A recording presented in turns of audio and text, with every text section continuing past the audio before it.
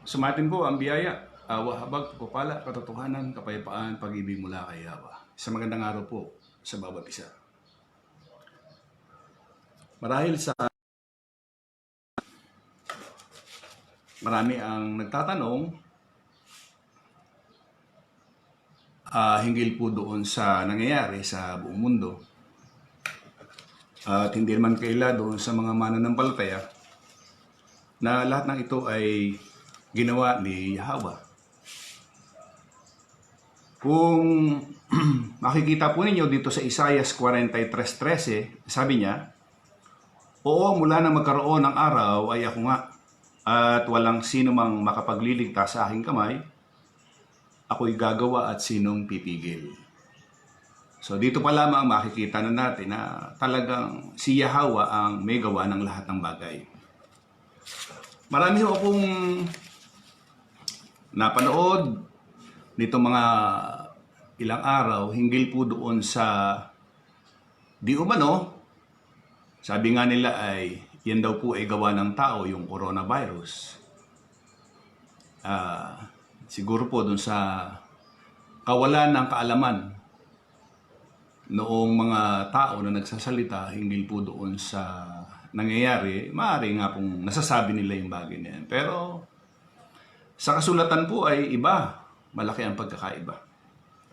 Ang lahat na nangyayari sa buong mundo na ito ay ginawa ni Yahweh. At sabi nga niya, ako'y gagawa. Sinong pipigil?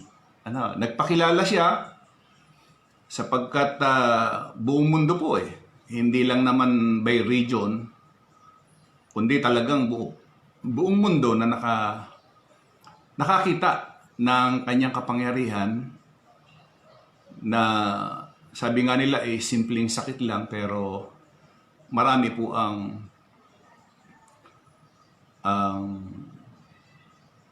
nangyari at tinamaan. At marami po ang namatay. Yun pong kamatayan nung marami po, simple lang naman po yan sagot dyan. Sabi nga natin, lahat ng tao may katakdaan. Meron pong katakdaan na inilagay si Yahweh, itinakda sa isang tao ang mamatay na minsan pagkatapos ng paghuhukom. Ibig sabihin lamang yung mga namatay, dumating sa kanila yung katakdaan, at makikita natin na talagang halos sa buong mundo may kanya-kanya. Ibang bansa may 4, may 5, may 1. So iba-iba. Dumating lamang po yung kanilang katakdaan. At ang nagamit doon sa kanilang katakdaan ay yung simpleng sakit na tinatawag nating coronavirus. Kaya dito makikita natin na si Yahweh ang may gawa, hindi ho kayang gawin ng isang tao yung nangyari sa buong mundo, sapagkat buong mundo hindi rin po pwedeng sinasabi nila na ito po ay biochemical, sapagkat nakita na ng mga doktor na talagang ito ay sakit. At walang iba namang nagbibigay ng sakit maliban doon kay Yahweh. Ngayon meron lang ho akong nadaanan dito sa Isaiah 26:20. Ito ay nakita ko na sabi nila may quarantine din pala sa kasulatan. Ito yung ginamit nila. Ayan. Isaiah 26:20. Sabi niya, ikaw ay parito, bayan ko. Pumasok ka sa iyong mga silid at isara mo ang iyong mga pintuan sa palibot mo.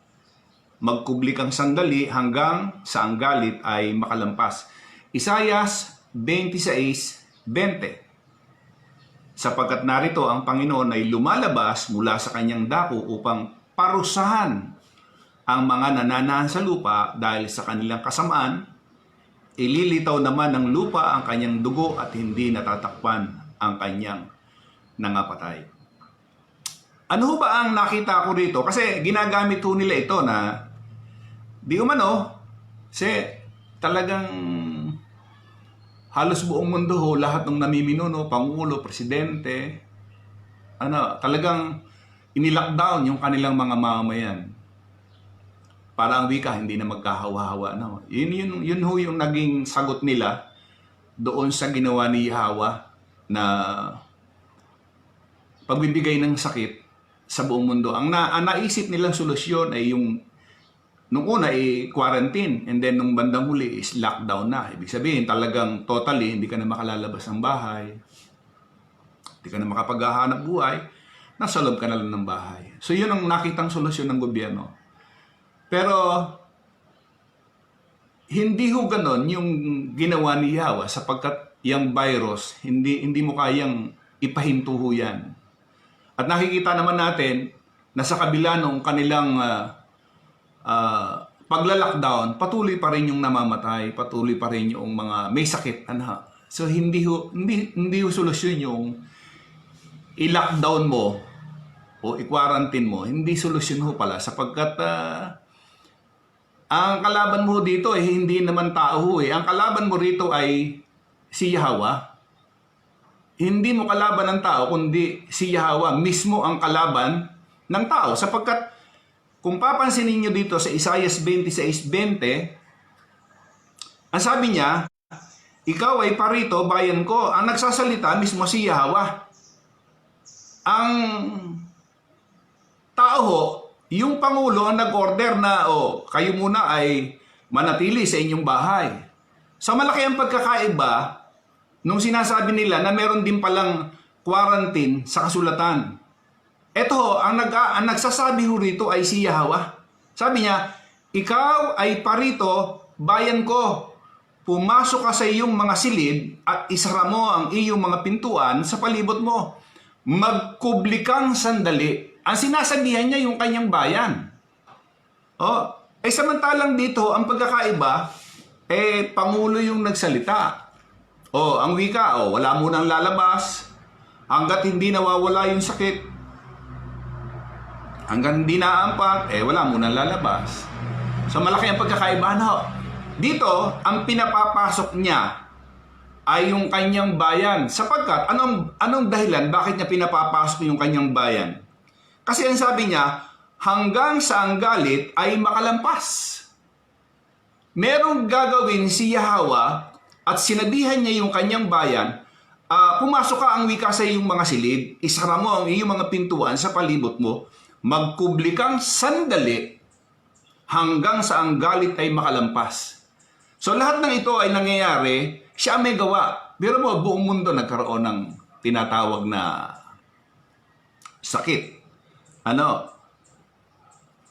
Pagdating ho doon sa 21, sabi niya, sapagkat narito ang Panginoon ay lumalabas mula sa kanyang dako.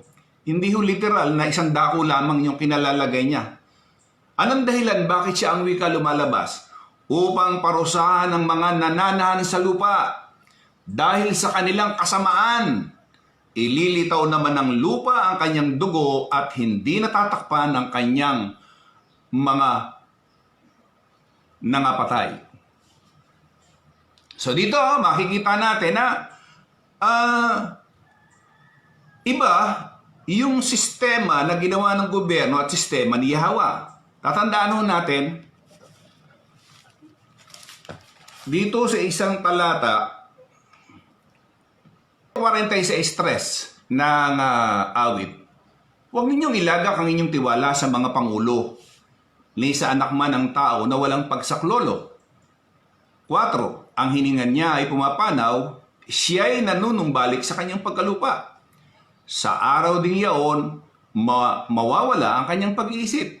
5. Maginhawa ang may pinakasaklolo sa Diyos ni Jacob na ang pag-asa ay nasa Panginoon niyang Diyos. So dito lang makikita natin na hindi daw tayo dapat magtiwala doon sa mga pangulo ni sa anak man ng tao na walang pagsaklolo. Gaya nga ho nung nasabi ko, baka ho doon sa mga late tuner, nung sinabi niya na ako'y gagawa at sinong pipigil, wala makapipigil ho talaga sa kanya. Nung ginawa niya ang sakit na yan, wala makapigil. At sabi nga ho natin, yung naging kamatayan sa buong mundo, Yun yung katakdaan sa kanila na ang naging dahilan lamang ay yung coronavirus. Ano? Yun yung katakdaan nila. Ngayon, balik ko tayo doon sa aking doon sa Isaias 26. Para lamang mapalabas noong marami, ayan, 26-21 na Isaias, baka ho dun sa mga late tuner. Ikaw ay parito, bayan ko, pumasok ka sa iyong mga silid at isara mo ang iyong mga pintuan sa palibot mo, magkubli kang sandali hanggang sa ang galit ay makalampas. Sa bansang Ehipto, noong panahon ni Moises, di ba, matatandaan ninyo, na naglagay sila ng dugo doon sa kanilang mga hamba para lagpasan sila noong kamatayan. At wala naman talagang ni isa sa mga Israelita na namatayan, kundi yun lamang mga kay Paraon at doon sa kanyang mga lingkod. Sa panahon natin, ganun din ho. Wala nang dugo sapagkat yung dugo tumigis na eh. Ano na lang ngayon ang nangyayari? Sa puso na lang ho. Yung puso natin. Yun yung pinakasil. Ano? Kasi kung yung puso ho natin ay sabi nga natin medyo nandun pa rin yung kasalanan, baka madamay ho tayo doon sa sinasabi niyang galit. Ano? Kasi ang sabi niya doon sa 21, sapagkat narito ang Panginoon ay lumalabas mula sa kanyang dako upang parusahan ang mga nananahan sa lupa dahil sa kanilang kasamaan. Kung ikaw ay bayan niya, hindi ka naman dapat matakot. Ano ba ikatatakot mo? Gutom? Kahubaran? Wala ka naman dapat mong ikatakot dahil ipinagkakaloob ni Yahweh lahat. At saka isa pa ho, si Yahweh mismo nasa ating puso. Nananahan siya. Yung mga natatakot, palibasa ngay wala nga si Yahweh sa kanilang mga buhay, natatakot sila ngayon. Doon sa nangyayari ngayon. Ano ikatatakot nung isang mananampalataya na ang Diyos o si Yahweh ay nananahan sa kanya? Kasi pagka itataas na ho natin itong basa na ito, sa 26.1, ayan na, ng Isaias ito Isaias 26. Sa araw na yaon ay aawitin ang awit na ito sa lupain ng Huda. Tayo ay may matibay na bayan. Kaligtasan ay kanyang ilalagay na pinakakuta at pinakakatibayan. Buksan ninyo ang mga pintuang bayan upang mapasukan ng matuwid na bansa na nag-iingat ng katotohanan. Iyong iingatan siya sa lubos na kapayapaan na ang pag-iisip ay sumasa iyo sapagkat siya'y tumitiwala sa iyo. Nakuha niyo po ba yung sinasabi niya? Iyong iingatan siya sa lubos na kapayapaan. Iyon yung perfect peace na tinatawag ho dyan. Paano ba natin maatin ho yun? In Hebrew, the term perfect peace is actually shalom. Shalom. Pagka shalom, shalom, ay iba ho ang intensity niyan. Ano? Kumbaga, yung sinasabi niya na lubos na kapayapaan. Lubos. Ibig sabihin, yung nasa puso mo ngayon, hindi yan katulad ng mga taong walang Diyos. Sapagkat yung mga taong walang Diyos, siyempre, magulo ang isip ng mga yan. Ayan, katulad halimbawa nito. Isang linggo pala nakakaraan ako. Nakakita na ngayon tayo ng kaguluhan. Ano yung mga kaguluhan? Siyempre, biro mo, inilockdown ka sa iyong bahay. Wala kang hanap buhay. Ano ang mangyayari kung meron kang anak na pasusuhin? Ano mangyayari ho nun? Baka ho, yung mga padre di pamilya, baka talagang medyo maburyong, magaklas. Siyempre, mga wala hong Diyos yan. Ano? Kaya nung sinasabi niya doon sa 26, na parurusahan niya yung masama, ultimo hong mga pangulo, lahat, kumilos lahat ho kumilos lahat. Gaano kasakit sa ulo, kaya nga ang ginawa ho nilang paraan, ay i-lockdown para, kumbaga wala silang ibang iisipin kundi, kasi nasa loob na ng bahay lahat ng tao eh. So yung nasa labas na lang ngayon ang punteriya nila. Bakit nila ginawa yun? Siyempre, para mawalan sila ng isipin. Kasi, iniisip nila na mas marami mapipigilan mo ba yung Diyos doon sa salitang kamatayan? Hindi mo kayang pigilan. Walang tao na po pwedeng pumigil doon sa salitang kamatayan. Sino ang pipigil? Pagka kinuhanan niya yung Espiritu. Wala ho eh. Walang makapipigil. Pero, ang tao, palibasa nga, sabi nga natin, magkaiba ho kasi yung the city of man versus the city of Yahweh. Yung bayan ng Diyos at saka yung bayan ng tao, magkaiba ho talaga yan. Hindi po pwedeng magkasama yan. Ituloy ko lamang di ho ba nangyayari ngayon medyo may chaos na. Bakit chaos? Bero mo, maraming tao na naka-lockdown na sa bahay. Siyempre, kakain yan. Wala namang ayudang ibinibigay yung gobyerno. Ano mangyayari ngayon? Siyempre, yung mga may pera at mayayaman lamang, paano naman yung mga mahihirap? Halimbawa, isang kahig, isang tuka na sinasabi natin, na kung hindi ka mamamasada o kung hindi ka papadyak, wala kang kakainin. Sapagkat itong mga taong ito ho, kumbaga, wala naman ho silang pera sa bangko nakatulad ng mayayaman. O di ho ba? Chaos. Anong nangyari? Ipinakilala ni Yahweh ang kanyang sarili sa buong mundo. Hindi kayang gawin ng tao yan. Simpleng sakit lamang mo yan kung tutusin. Isang uri ng trangkaso, pero ang daming namatay. Bakit? Sa komplikasyon. Hindi ba? May mga sakit na sa puso yan. Yung mga dinat na ng coronavirus, may mga sakit na sa puso yan, may diabetes na yan, may mga cancer na yan. Hindi ba? Yun ang pumatay sa kanila. Sino may gawa ho nun?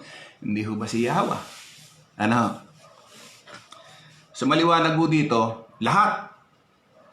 Hari, reyna, presidente, o lahat. Nagpakilala siya Nagpakilala yung Diyos ng kasulatan na nagngangalang Yahweh. Kahit reliyon. Kumbaga, nasaltik din, tinamaan din. Lahat ng tao, mayaman, mahirap, lalaki, babae, matanda, bata. Lahat tinamaan. Ito lamang ang ating masasabi, yung bayan niya. Kasi ilan lang naman ho yan yung bayan niya. Yung nagbabanal, ilan lang ho naman yan. Kalimitan ho talaga, wala ho talagang Diyos talaga. Kaya nga, makikita natin sa iba't ibang channel o sa Facebook, YouTube, makikita ninyo na marami dyan tumatawag na doon sa Diyos nila, marami dyan tumatawag. Nakikiusap na, kumbaga, alisin na. Sinabi naman niya ako'y gagawa. Sinong pipigil? Wala yun ang sinasabi ho natin. Na pagka si Yahweh na yung kumilos, ay wala ng tao na pwedeng pumigil. Pinakamahirap ngayon na ikaw ay naandoon sa sitwasyon na nanunungkulan ka ngayon. Bakit? Siyempre, kumbaga, binigyan ka ng task. Kikilos ka, hindi po pwedeng hindi kikilos ka. Hindi ho ba? Maraming constituent mo na siyempre, hindi naman lahat may pera yan. Meron dyan talagang walang-wala talaga. Anong gagawin mo dyan? Isang linggo na. Pero may ayuda ho ba ang tao? Wala. Bakit? Kasi maliwanag yung sinabi niya. Huwag kayong wikang magtiwala sa Pangulo. At kanino? Sa mga tao. Kaya nangyari yung kanya-kanyang ligtas, kanya-kanyang kayod, kumbaga.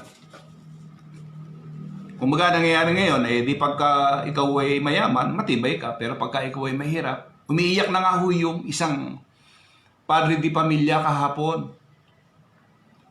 hindi niya inaasahan na darating yung araw na yon, sabi niya, yung pamamalimos hindi niya ginagawa. Pero mapipilitan siyang mamalimos. Bakit? Wala ho yung ayuda. Nabigla ang buong mundo nung dumating yang sakit na yan. Bigla.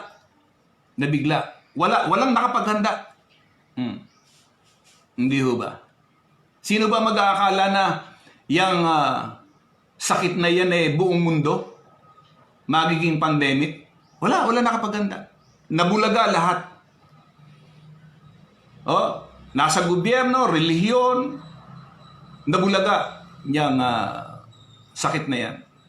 Walang nakapaghanda. Yan yung sinasabi niya noong siya ay nasa katawan tao. Baka mamaya biglang dumating siya na parang isang magnanakaw. Totoo naman Pero sa mga mananampalataya, normal lamang huwa nangyari. Wala siyang kumbaga mabigat. Kasi ang pag-asa ho natin siya, yun yung pag-asa natin siya Hindi katulad ng reliyon, ang pag-asa nila naandun sa kanilang founder. Tayo, ang pag-asa natin, na kay Yahweh. Ibig sabihin, hindi ka kayang tinagin sapagkat yung moog, yung pinaka, para bang inahing manok, na ikinukubli ka sa kanyang pakpak, ganhon ang nangyayari. Doon sa mga banal, doon sa mga nagbabanal. Kaya may kakatakot mo. Nasa iyo si Yahweh. Doon sa mga walang Diyos talagang matatakot po yan. So, yung kapayapaan, wala naman iba nagbibigay niya, kundi si Yahweh rin. 9:6 ng Isaias. Hindi ba? Siya yung prinsipe na kapayapaan. Sapagkat sa atin ay pinanganak ang isang bata, sa atin ay binigay ang isang anak na lalaki at ang pamamahala ay maatang sa kanyang balikat. At ang kanyang pangalan ay tatawagin ka mga tagapayo, makapangyarihang Diyos, walang hanggang Pangulo ng Kapayapaan. Kung nasa iyo yung Pangulo ng Kapayapaan, matatakot ka pa ba? Di ba hindi? Kaya ka lamang natatakot ngayon dahil wala kang Diyos. Wala kang Diyos sa iyong puso. Tatandaan nyo, yung naging halimbawa natin, kaya sila nagpahid ng dugo dun sa kanilang mga hamba para huwag daanan nung salot na ibibigay niya. Sa atin iba, puso. Bakit? Kasi siya'y nananahan sa ating puso. Kung wala siya sa ating puso, yung ipinadadaan niyang salot ngayon sa buong mundo, baka pwedeng daanan ka kung wala siya dyan. So dapat ang isip natin nasa kanya. Ano ba ang sabi niya doon sa 1 Corinto 2:16? Sino ang nakakilala ng pag-iisip ng Panginoon upang siya turuan niya? Datapwat, nasa atin ang pag-iisip ni Kristo. Kaya nga, sabi nga natin, hindi naman siguro tayo dapat maratel. Ang nararatel, yung walang Diyos. Nagugulimihan na, nagugulo. Pero ma-detain ka ng 1 linggo na, sa bahay ka lang. Yung iba nabuburyong na dyan. Sa akin lang normal lang yun. Sapagkat talagang yun na yung aking naging sa araw-araw nasa bahay lang. 2:5 ng Pilipos. Magkakaroon kayo sa inyo ng pag-iisip na ito'y na kay Yahweh siya'y din naman. Dapat nasa atin yun, yung pag-iisip. Pilipos 3:19. Na kanilang kahinatnan ay ang kapahamakan, ang kanilang Diyos ay tiyan, at ang kanilang kapurihan na nasa kanilang kahiyan na nag-iisip ng mga bagay na ukol sa lupa. So, ito lamang ang dapat nating maintindihan. We are not to set our mind on yung nangyayari ngayon, puro talagang, kumbaga, inuga yung tao. Inuga walang malay, walang kamalay-malay, biglang-bigla. No? Inorderan, i-quarantine, sumunod na araw, i-lockdown. Yan lockdown ho kasi ginagamit ho yan para doon sa mga preso. Para ka ngayon, isa kang mistulang isang daga na naandun sa hawla, hindi ka wala kang magawa. Para kang daga. Yan ho yung naging solusyon ng gobyerno ng tao. Sa atin wala ho tayong bilang mananampalataya tayo, meron tayong pinaniniwala ang Diyos na makapag-iingat sa atin. Kasi pagka sinabi natin yung salitang kamatayan, babalik lamang tayo doon sa dati nating kinalalagyan. Marahil ngayon lang yung maririnig ito na meron na tayong dating kinalalagyan nung una pa. Nilagyan lamang tayo ng laman, pero babalik lang tayo doon sa dati nating kinalalagyan. Pero ibang paksaho ito. Gusto ko lamang bigyan dito ng pansin diin na bilang mananampalataya, wag ko tayong maging katulad ng taga-sanlibutan. Wag. Kasi sayang lang kung ang mangyayari sa atin katulad din ng mga taga-sanlibutan. Alam mo, anong ibig ko sabihin? Alam mo, katulad nung sa pagkain. Pagka ikaw ay nag-iimbak na ng napakaraming pagkain, katulad ka na rin ng taga-sanlibutan na ang pinag-iisip mo yung mga bagay na uul sa lupa na. Bakit to? Tingnan ninyo yung mga ngayon, bakit marami ng mga kulang? Nagkakaroon ng panic buying. Hindi mo naman kayang ubusin yan. Tsaka pagka dinapuan ka na ng kamatayan, makakain po pa yan. Wala na. So, ang ibig sabihin natin, day-to-day basis, parang katulad nung nasa ilang sila, ang nagsusupply si Yahweh. Tandaan nyo ito, ang nagsusupply sa atin si Yahweh. Hindi kaya ng gobyerno na supplyan ng tao. Hindi kaya. Miski naman nung una pa Siguro may mangilan-ngilan na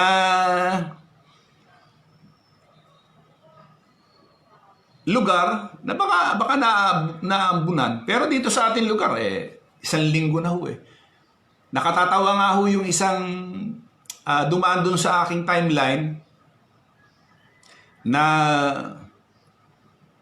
pinagbibigyan ng mayor ng bigas, dilata, di tuwan-tuwa na.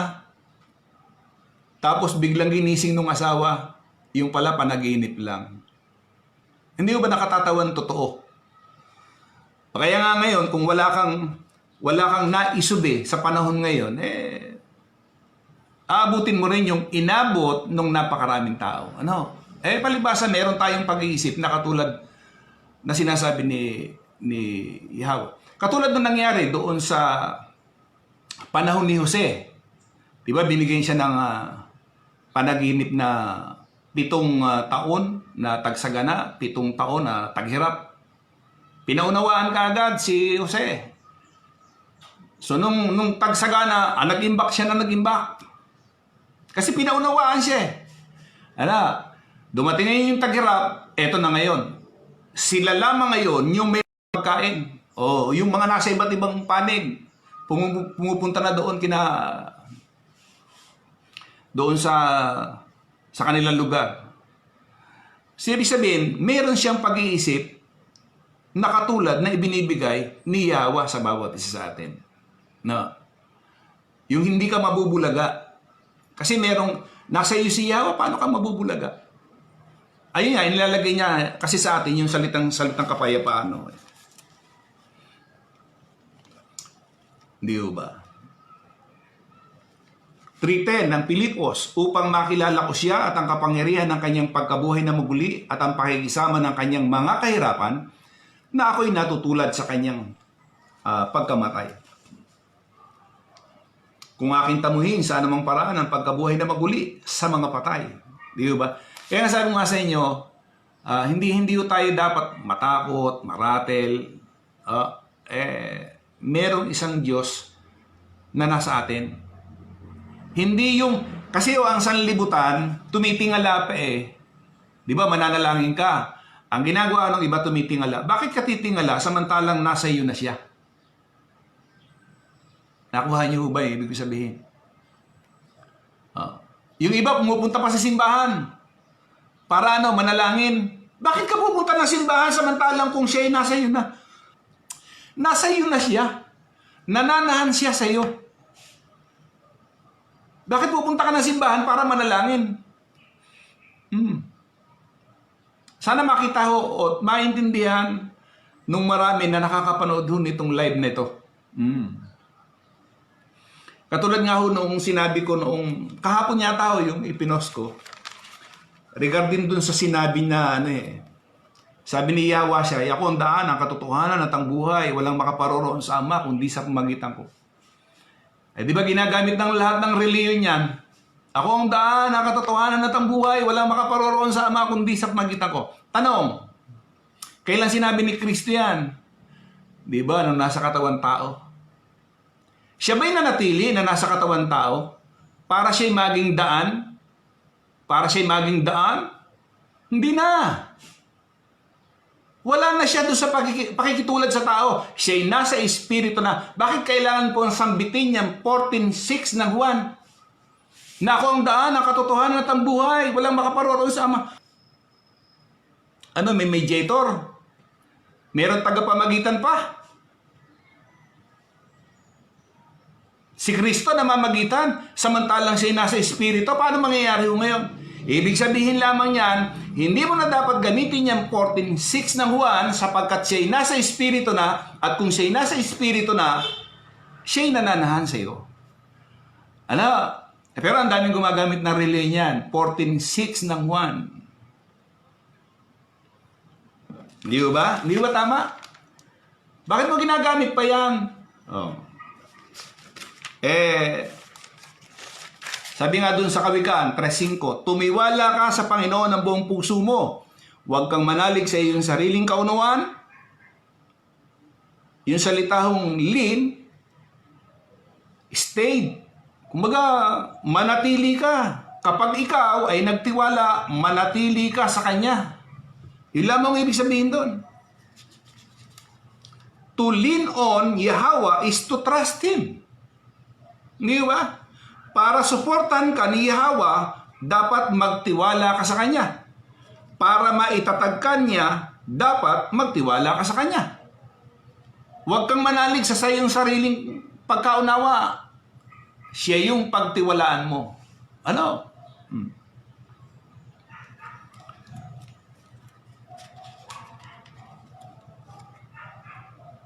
Puntahan ko uli yung 26. Alam niyo maganda tong sitas na to o yung chapter na ito ng Isaias. Marami ang hindi nakakapunta dito sa sulat ni Isaias na ito. 5:6 ng isa. 26:5. Sabi niya, Isaias 26:5, sapagkat ibinaba niya sila na nagsisitahan sa itaas, na mapagmataas na bayan, kanyang ibinaba hanggang sa lupa, kanyang ibinagsak hanggang sa alabok. Yayapakan ng paa sa makatidbagay ng mga paa ng dukha at ng mga hakbang ng mapagkailangan. 26:7 ng Isaias, ang daan ng ganap ay katuwiran, ikaw na matuwid ay nagtuturo ng landas ng ganap. Oo, sa daan ng iyong mga katulan, o Panginoon, nangaghintay kami sa iyo, sa iyong pangalan, at sa alaala sa iyo ang nasa ng aming kaluluwa. Palibasa nga, kilala na natin kung ano yung pangalan ng ating sinasampalatayanan. Hindi ba? Liwanag ko dyan, naghihintay kami sa iyong pangalan at sa alaala sa iyo ang nasa ng aming kaluluwa. 9. Ninasa kita ng aking kaluluwa sa gabi. Oo, nang diwa ko sa loob ko ay hahanapin kita na masikap. Sapagkat pagka nasa lupa ang iyong mga katulan, nangatututo ng katuwiran ang mga nananahan sa sanlibutan. Magpakita man ng awa sa masama, hindi rin siya matututo ng katuwiran. Sa lupain ng katuwiran, gagawa siyang may kamalian at hindi niya mapapansin ang kamahalan ng Panginoon. Di ba ho tama? Ngayon, ipinakita niya yung kanyang kapangyarihan. Marami dyan, hindi pa rin alaala na mayroong isang Diyos na makapangyarihan sa lahat na nagpasapit nito. Sabi nga nung iba tao raw ang may gawa. Hindi ho tao. Tingnan niyo, samahan ko lang sandali lang na tao ang may gawa. Pansumandali lang, sandali lang. Sige. Kung tao ang may gawa para gamitin sa weapon na tinatawag natin, sino yung naglagay sa isipan ng taong yon para gawin yung bagay na yan? Bakit? Kasi tayo mga tao, wala ho naman tayong sariling isip. Hindi nga tayo makalikha ng salitang, yung sinasabi natin, hindi naman natin kayang likain ng sa atin lamang Hindi ho ba? Wala. Si Yahweh rin na may gawa. Kung sakali man kung sakali nating patulan yung sinasabi nila, wala rin pala. Siya rin talaga may gawa. 11. Panginoon, ang iyong kamay ay nakataas, gayon may hindi nila nakikita. Ngunit makikita nila ang iyong sikap sa bayan at mga papahiya. Oo, sasakmalin ng apoy ang iyong mga kaaway. Panginoon, ikaw ay mag-ayos ng kapayapaan sa amin, sapagkat ikaw rin ang gumawa ng lahat naming gawa na para sa amin. Hindi ba? Siya yung gumagawa. Yung ginagawa natin na para sa atin, siya pa rin ang gumagawa. 13. O Panginoon naming Diyos, ang ibang mga Panginoon bukod sa iyo, nagtataglay ng pagkapanginoon sa amin. Ngunit, ikaw lamang ang babanggitin namin sa pangalan. Tandaan nyo, dito sa mundong ito, pagka nagkaroon ka ng dalawang Panginoon, lang naman ho yun, di ho ba? So, aling Panginoon ba ang sinusunod mo? Baka ho yung tao, nagkamali ka. Hindi tayo pwedeng magsilbi sa dalawang Panginoon. Iibigin mo at kasusuklan mo yung isa. Pagka inibig mo yung tao, kinasuklaman mo si Yahweh. Pag inibig mo naman si Yahweh, kinasuklaman mo naman yung tao. Kung sino man yan ang may minuno na yan. Eto, 14. Sila'y patay. Ito yung pinaniniwalaan natin Sila'y hindi mabubuhay. Sila'y namatay. Sila'y hindi babangon. Kaya't iyong dinalaw at sinira sila at pinawi mo ang lahat na alaala sa kanila. Tama. Yung sinabi ni Isaias, tama. Gaya ng paniniwala natin na talagang yung mga patay, yung mga masama, hindi na mabubuhay, sila'y namatay, sila'y hindi babangon. 16. 15 muna, iyong pinarami ang bansa, o Panginoon, iyong pinarami ang bansa. Ikaw ay nagpakaluwalhati, iyong pinalaki ang lahat ng hangganan ng lupain. Panginoon, sa kabagabagan ay dinalaw kanila. Sila'y nangagbugso ng dalangin nang pinarurusahan mo sila. Ayan, tama. Uti-uti, ipinakikita dito nung sinasabi ng propetang si Isaias, ito yung katulad na nangyayari sa atin.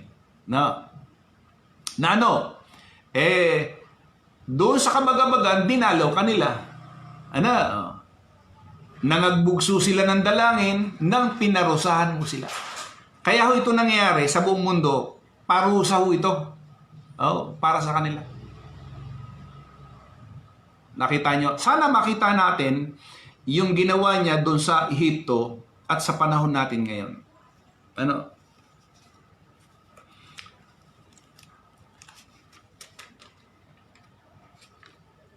Ikaw ay parito, bayan ko, pumasok ka sa iyong mga silid, isara mo ang iyong mga pintuan sa palibot mo, magkubli kang sandali hanggang sa ang galit ay makalampas. Sapagkat narito ang Panginoon ay lumalabas mula sa kanyang dako upang parusahan ang mga nananahan sa lupa. Dahil sa kanilang kasamaan, ililitaw naman ng lupa ang kanyang dugo at hindi natatakpan ang kanyang nangapatay. Sana po sa atin pong pinag-aralan sa araw na ito ay patuloy tayong maglagak ng tiwala kay Yahweh sapagkat lahat ng ito siya may gawa ho niyan. Yung sasabihin nga nila, kailan matatapos ito? Hindi ho natin alam sapagkat baka hindi pa tapos yung kanyang gawain. Hindi pa tapos. Wala ho tayong magagawa. Basta ang atin lamang ho, manatili tayo sa kapayapaan niya at patuloy na manalangin sa kanyang pangalan. Patuloy nating sundin yung kanyang kalooban. Huwag tayong makiayon sa takbo ng sanlibutan ito. Kung sila man ay natatakot na magutom, kasi yan ang sanlibutan ho nag-iisip, ano na kaya ang mangyayari? Kasi ang iniisip nila, kung hindi matatapos ito halimbawa, itong buwan na ito, itong linggo na ito, o sa susunod na linggo pa, ang dami nila iniisip Lalo na yung may mga pagkakautang, may mga bayarin. Sabi nga natin, hindi naman natin alam yung bukas Wala namang nakaalam ng bukas. Hindi ba? So anong pwedeng sabihin na lang natin? Kung ano na lang yung kalooban mo, Yahweh, yun na lang ang mangyari. Ano po? O sa ating mga kapatid na naka-hook ngayon. Ayan, marami ho tayong mga kapatirang naka-hook ngayon. Sayang nga lamang hindi tayo magkaroon ng ugnayan. Nakikita ko lamang kayo dito sa screen pero sana loobin ni Yahweh yung may katulad ng ginagawa natin. So, isang linggo na nangyari at hindi natin alam kung anong kalooban pa ni Yahweh. Baka hindi pa siya tapos doon sa kanyang ginagawa. So, yun lang Manatili tayo. Sabi niya, sandali lang naman yan Sarado mong wika ang yung pintuan, sabi niya. Magkubli kang sandali. Yung ibig niya sabihin, hindi naman ho yung pintuan na literal. Hindi ho.